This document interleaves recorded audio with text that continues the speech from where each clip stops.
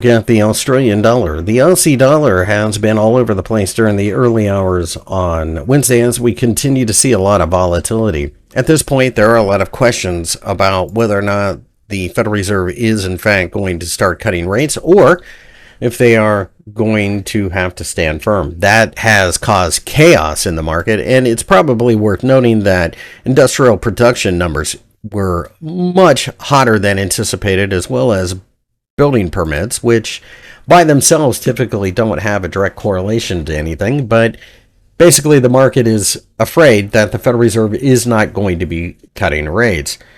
That being said, I think you've got a situation where there's a lot of volatility and probably a little less volume than usual.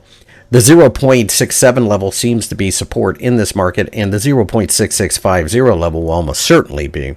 Above, you have the 0.68 level offering resistance, and I think ultimately, if we can break above there, the market is likely to continue to see resistance near the 0.6850 level. All things being equal, you have to keep in mind that the Australian dollar is likely to continue to see volatility as it is tracked closely to commodities, but it's also followed very closely the Asian markets and what's going on as far as growth is concerned.